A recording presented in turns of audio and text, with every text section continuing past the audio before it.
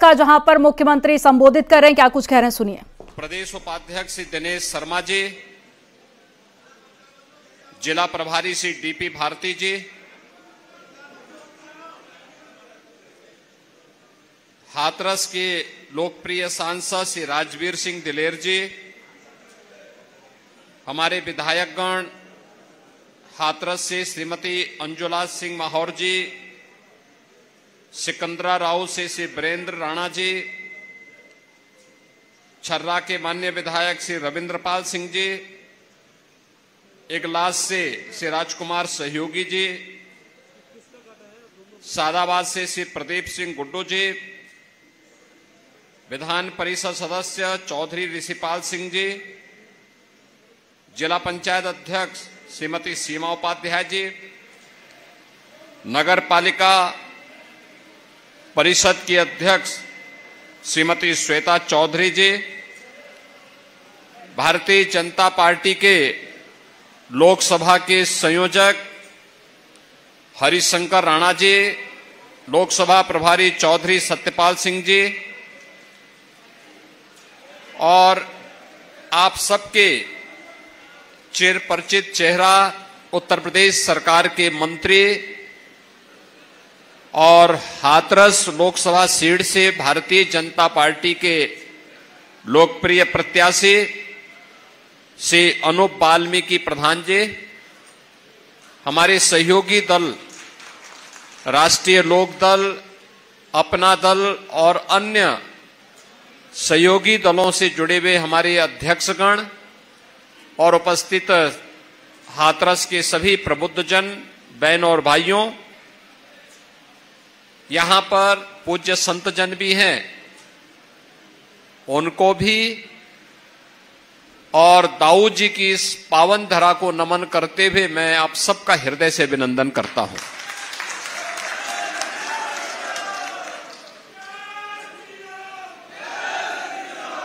ये धरती हाथरस हमारे ब्रजमंडल का प्रवेश द्वार माना जाता है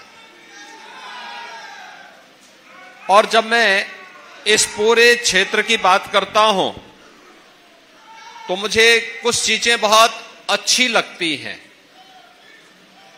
जिस कार्य को प्रधानमंत्री मोदी जी ने 2020 में आत्मनिर्भर भारत की बात कही, वह आत्मनिर्भरता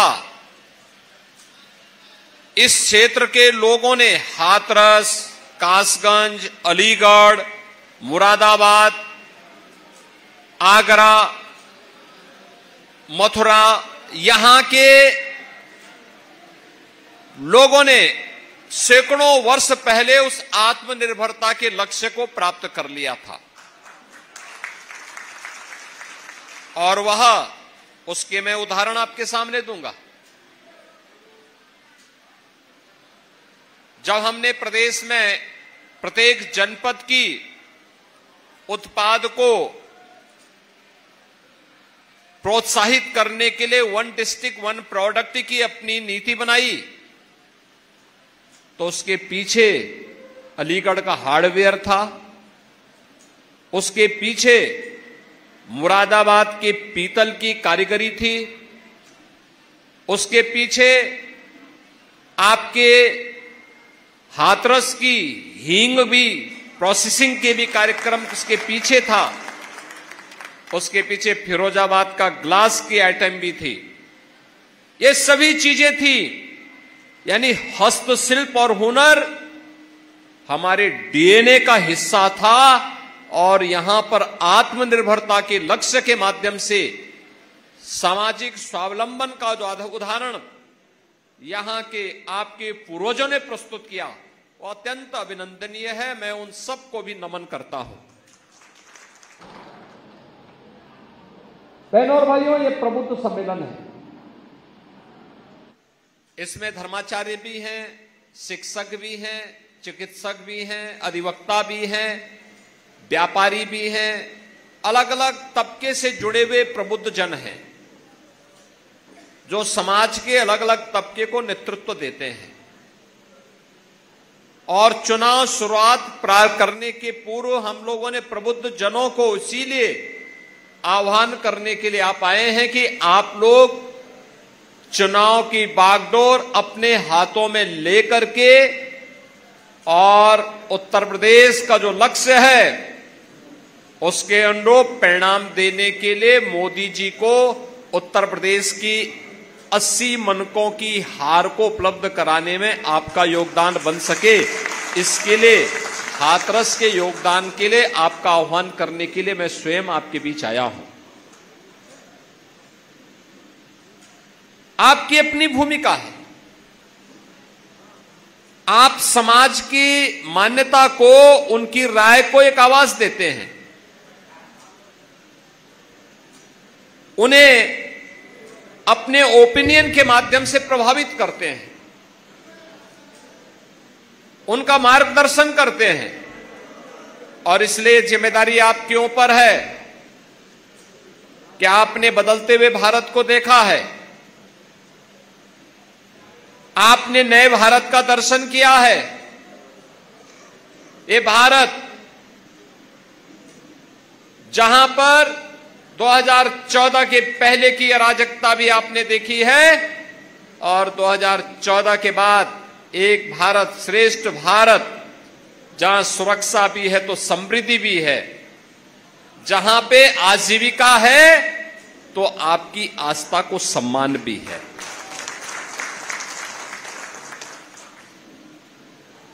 वैश्विक मंच पर भारत का सम्मान बढ़ा है, आज दुनिया के अंदर भारत का सम्मान बढ़ा है, तो ये सम्मान भारत के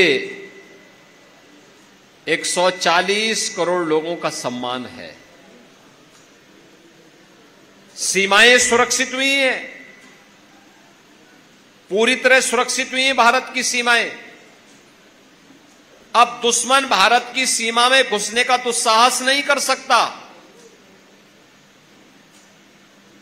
आंतरिक सुरक्षा की स्थिति बेहतर हुई है, नक्सलवाद, आतंकवाद ये सब समाप्त हुआ है। अत्याधुनिक इंफ्रास्ट्रक्चर, हाईवे, रेलवे, कहीं मेट्रो, कहीं पर एक्सप्रेसवे, 4 लेन और 2 लेन की connectivity, IIT, IIM, AIIMS, medical college,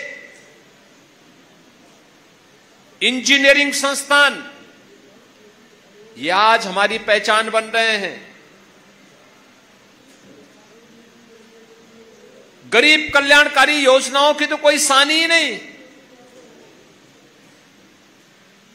यानी ये सभी नए भारत की पहचान बन रहे हैं, और इन पहचानों के माध्यम से हमने मोदी जी की गारंटी को भी जमीनी धरातल पर उतरते हुए देखा है। और इसीलिए तो पूरे देश को मोदी की गारंटी पर विश्वास है।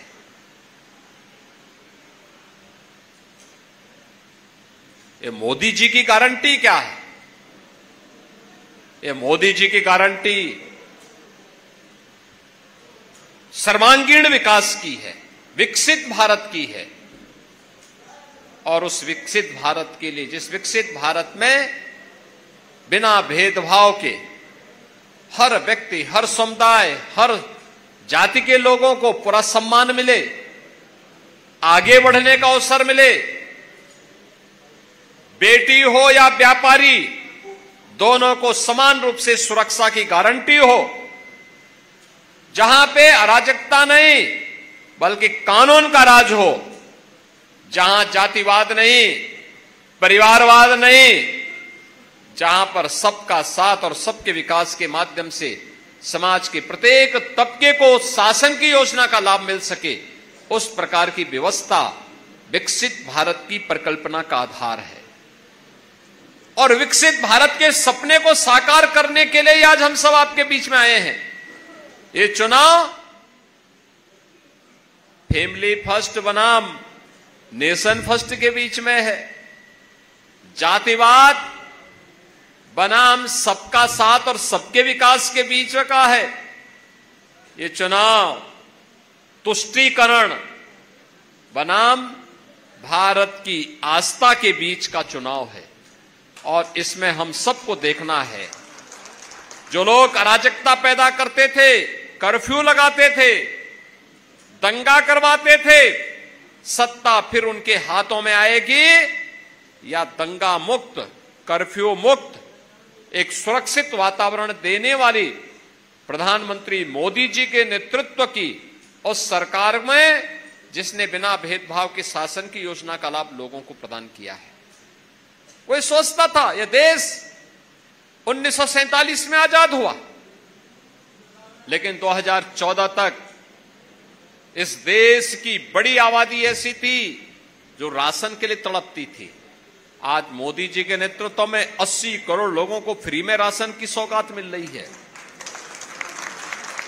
करोड़ों लोग ऐसे थे जिनके पास सिर ढकने के लिए छत नहीं था। आज मोदी जी के नेतृत्व में, बहनों और भाइयों, मोदी जी के नेतृत्व में 4 करोड़ परिवारों को सिर ढकने के लिए छत प्राप्त हुआ है। प्रधानमंत्री आवास योजना का लाभ मिला है। किसी परिवार में कोई गरीब बीमार हो जाता था, लोग तरसते थे, क्या होगा, कहां जाएंगे, गंभीर बीमारी हो गई तो पूरा परिवार तबाह हो जाता था। लेकिन आज देश के अंदर 60 करोड़ लोगों को 5 लाख रुपए की स्वास्थ्य बीमा का कवर प्रधानमंत्री आयुष्मान भारत योजना के अंदर उपलब्ध हुआ है। देश आजाद हो गया, लेकिन लोगों के घर में बिजली नहीं पहुंची थी।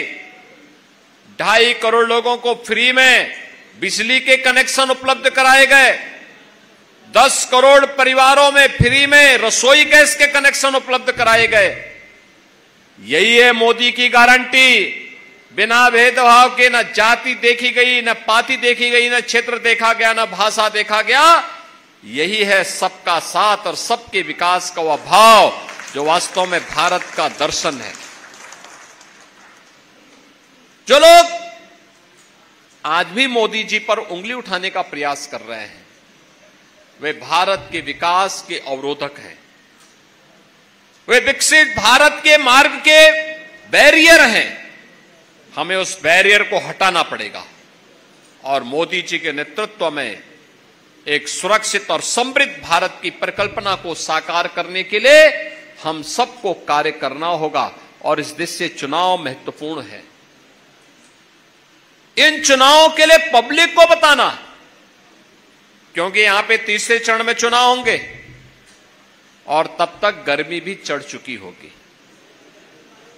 और बहनों भाइयों, उस समय हमें किसी भी प्रकार की परवाह के बगैर मोदी जी के नेतृत्व पर विश्वास करते हुए भारतीय जनता पार्टी और सहयोगी दलों ने जिन्हें भी अपना प्रत्याशी बनाया है, उन प्रत्याशियों के पक्ष में अपना एक एक वोट पोल करने के लिए आम जनता जनार्दन को तैयार करना है।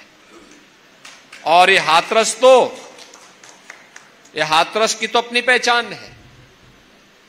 दाऊ जी की तो भूमि है ही, साथ साथ हींग की खुशबू देश के अंदर भी जा सके, वहां तक पहुंचाने के लिए अनूप वाल्मीकि को भारतीय जनता पार्टी ने इसलिए अपना प्रत्याशी बनाया।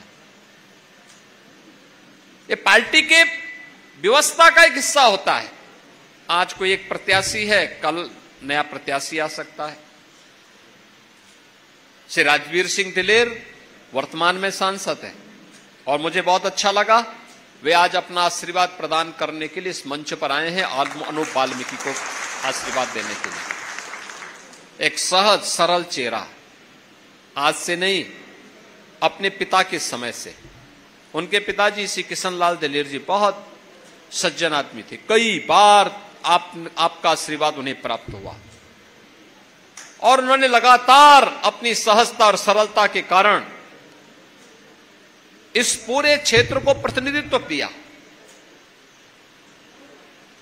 अपनी इस विरासत को आगे बढ़ाते हुए श्री राजवीर सिंह दिलेर ने उसी कार्यक्रम को आगे बढ़ाया लेकिन पार्टी के कार्यकर्ता के रूप में पार्टी का आदेश आया कि नहीं, इस बार एक नया प्रत्याशी वहां पर आएगा, आपको पार्टी में दूसरे कार्य के साथ जुड़ना है। वे उसी निष्ठा के साथ लगे हैं और मुझे प्रसन्नता है कि श्री राजवीर सिंह दिलेर आज यहां पे हमारे इस कार्यक्रम में मंच पर आए हैं। मैं उनका हृदय से अभिनंदन करता हूं। मेरी आप सबसे अपील है कि किसी भी लोकसभा क्षेत्र के प्रत्याशी के लिए चुनाव के दौरान, क्योंकि श्री अनूप वाल्मीकि को प्रत्याशी हम लोगों ने इस समय बनाया, इससे पहले वो सरकार में मंत्री थे और मंत्री होने के नाते मैं उनको पूरे प्रदेश में दौड़ाता था कि भाई देखो, पर कभी पूरब में, कभी पश्चिम में, कभी बुंदेलखंड में, कभी मध्य क्षेत्र में, अलग अलग क्षेत्र में, भाई जिले जिले जाओ, जनता की समस्या का समाधान करो, पब्लिक के लिए कार्य करो। पूरी निष्ठा के साथ कार्य करता रहा, पूरी ईमानदारी के साथ कार्य करता रहा, एक एक प्रोग्रेस रिपोर्ट हमें उपलब्ध करवाता था। और लोकसभा चुनाव का जब जैसे ही घोषणा हुई और उनके नाम की घोषणा हुई, वे आपके बीच आ रहे होंगे, समय दे रहे होंगे। और यह संभव नहीं हो सकता कि एक एक घर में जा सके, एक एक घर में, एक एक परिवार के घर में जाकर के इस समय चुनाव के दौरान कठिन होता है, क्योंकि इसी दौरान उनको अपना एनओसी भी लेना होता है, इसी दौरान उनको कार्यालय की व्यवस्था भी देखनी होती है, संगठन की व्यवस्था के साथ जुड़ना होता है, ढेर सारे कार्य होते हैं। और इसलिए इस समय आप में से हर एक व्यक्ति को अनूप वाल्मीकि बनना पड़ेगा, नरेंद्र मोदी बनना पड़ेगा। जैसे मोदी जी के नेतृत्व में पूरा देश चुनाव लड़ रहा है, ऐसे ही इनके प्रतिनिधि के रूप में घर घर जाना पड़ेगा और घर घर जाकर के आप सभी प्रत्याशियों, सभी जनता जनार्दन से अपील करें कि वे मोदी जी के नेतृत्व में भारत को दुनिया की सबसे बड़ी ताकत बनाने के लिए एक विकसित भारत, आत्मनिर्भर भारत, ग्लोबल लीडर भारत, एक ऐसा भारत जो दुनिया का पिछलग्गू न बने बल्कि दुनिया जिसके पीछे पीछे चले, उस भारत को बनाने के लिए मोदी जी को तीसरा कार्यकाल देना आवश्यक है। मोदी जी के तीसरे कार्यकाल का मतलब पहले 3 वर्ष में भारत दुनिया की तीसरी बड़ी अर्थव्यवस्था बन जाएगा। हर भारतवासी के लिए गौरव की बात होनी चाहिए। और इसके लिए अनूप वाल्मीकि के लिए यहां पर आपको एक एक घर में जाना पड़ेगा, और ये तभी हो पाएगा जब आप सभी एक एक परिवार को मतदान करने के लिए प्रेरित करेंगे। एक एक व्यक्ति को तैयार करना है और ये जिम्मेदारी आपकी है। बूथों को संभालना आपकी जिम्मेदारी है। हर प्रकार से एक एक व्यक्ति को जो जिस क्षेत्र में है, धर्माचार्य अपने स्तर पर अपने अभियान को आगे बढ़ाएं, संगठन को उनकी जानकारी दिला दें। अधिवक्ता समुदाय अपने स्तर पर अधिवक्ता समुदाय के साथ साथ समाज के प्रत्येक तबके को इसके बारे में जागरूक करने में अपना योगदान दें। शिक्षक समुदाय अपने तरीके से, चिकित्सक समुदाय अपने तरीके से, व्यापारी समुदाय अपने तरीके से, समाज का प्रबुद्ध जन अलग अलग तरीके से अगर इस कार्यक्रम के साथ जुड़ता है, कोई कारण नहीं कि श्री अनूप वाल्मीकि भारी बहुमत से विजयी बनकर के एक नए रिकॉर्ड के साथ देश की संसद में पहुंचेंगे। और देश की संसद में उन्हें पहुंचाने के लिए आपका आह्वान करने के लिए ही आज मैं हाथरस में आया हूं। मैं आपका अभिनंदन करूंगा कि आपने विधानसभा चुनाव में हमारे सभी विधायक प्रत्याशियों को यहां से विजयी बनाकर के भेजा। मैं आया था उस समय, अंजुला माहौर जी के प्रचार में आया था, वीरेंद्र राणा जी के लिए आया था, छर्रा में भी मैं आया था, और इन सभी प्रत्याशियों के लिए मैंने उस समय अपील करने के लिए मैं आया था। और मैं आपका आभारी हूं कि आपने उस समय अपना आशीर्वाद दिया था, जनता जनार्दन का आशीर्वाद प्राप्त हुआ था। आज प्रदेश में सरकार है। आप मुझे बताओ, प्रदेश में सरकार है तो सुरक्षा का माहौल भी है ना, विकास भी हो रहा है, गरीब कल्याणकारी योजनाएं जमीनी धरातल पर उतरती हुई दिखाई दे रही है। लोगों के मन में एक अपनत्व का भाव है। और देखिए, सरकार आती है तो कैसे कार्य होती है, सबके मन का कार्य कैसे, गरीब को गरीब कल्याणकारी योजनाएं। धर्माचार्यों के लिए क्या चाहिए, उनके लिए चाहिए, पीढ़ियां खप गई और एक ही तमन्ना थी कि अयोध्या में प्रभु राम विराजमान हो जाए। देखा ना, आ गए ना रामलला, जिसके लिए पीढ़ियां तरस रही थी, उस कार्य को आगे बढ़ाने का काम हुआ। और अयोध्या में रामलला का विराजमान होना एक और दूसरी तरफ अयोध्या का जो एयरपोर्ट का नामकरण है वह महर्षि वाल्मीकि जी के ही नाम पर है। देखो कितना अद्भुत संजोग है।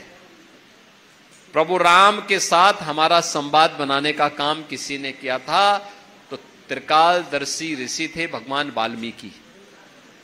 महर्षि वाल्मीकि थे जिन्होंने यह काम किया था। और आज तो हम एक बार अयोध्या भी प्रभु राम का स्मरण कर लेते हैं तो उससे भी हमारा काम चल लेता है। दूसरी तरफ अनु वाल्मीकि को भी आप वोट दे देंगे तो सीधे संवाद जुड़ जाएगा। इसलिए आज के अवसर पर मैं आप सबसे अपील करूंगा, हमें चुनावी सभाओं के लिए हम लोग अलग से आएंगे। मैं केवल आज आपसे अपील करने के लिए आया हूं कि आपको अभी से लगना है, अभी से कार्य के साथ जुटना है। और अब आप ये मत देखेंगे कि 1 महीना इतने दिन बाकी रह गए, कुछ नहीं, आज से ही चुनाव प्रचार के लिए लग जाना है। अभी से माहौल बना देना है जिससे सामने कोई दिखाई न दे। इस प्रकार की स्थिति आपको माहौल पैदा करना है कि एक तरफा चुनाव दिखाई दे। और इसके लिए भारतीय जनता पार्टी और सहयोगी दलों के साथ मिलकर के जो रणनीति यहां पे संगठन ने बनाई होगी कि भारतीय जनता पार्टी, लोक दल, अपना दल, निषाद पार्टी, आपने राजभर पार्टी, ये सभी लोग मिलकर के जो भारतीय जनता पार्टी का मोदी जी के नेतृत्व में एनडीए गठबंधन है, ये सभी लोग मिलकर के जनता जनार्दन के आशीर्वाद के माध्यम से भारतीय जनता पार्टी के प्रत्याशियों को भारी बहुमत से विजयी बनाने के लिए कार्य करेगा। आज के इस अवसर पर मैं एक बार फिर से इस पावन धरा को, दाऊ जी की इस पावन धरा को कोटि कोटि नमन करता हूं। आप सबके प्रति आगामी जो पर्व और त्योहार हमारे आने जा रहे हैं, वासंतिक नवरात्रि भी है और रामनवमी भी है, तो इसकी मैं हृदय से आपको शुभकामना देता हूं। और इस दौरान हम लोग चुनाव प्रचार के लिए आपके बीच में आएंगे। आप सबका आशीर्वाद अनु वाल्मीकि को प्राप्त हो, इस विश्वास के साथ आप सबके प्रति मैं अपनी शुभकामनाएं देता हूं। धन्यवाद। जय हिंद। तो हाथरस से आप मुख्यमंत्री योगी आदित्यनाथ को सुन रहे हैं, जिन्होंने कहा है कि हमें अब 1 महीने का इंतजार नहीं करना है, अपने चरण में आने वाले चुनाव का ही वेट नहीं करना है, बल्कि आज से अभी से ही लग जाना है प्रचार में। अब तक के कार्यकाल के दौरान की तमाम उपलब्धियां जन जन तक पहुंचानी हैं। 10 साल मोदी सरकार के, जिसकी एक एक उपलब्धि जन जन तक, जो उपलब्धियां, जो फायदे पहुंचाए गए हैं, जो कार्य किए गए हैं, वो उपलब्धियां पहुंचाने की बड़ी जिम्मेदारी हाथरस में मुख्यमंत्री योगी आदित्यनाथ ने प्रबुद्ध जन सम्मेलन में दी जिम्मेदारी।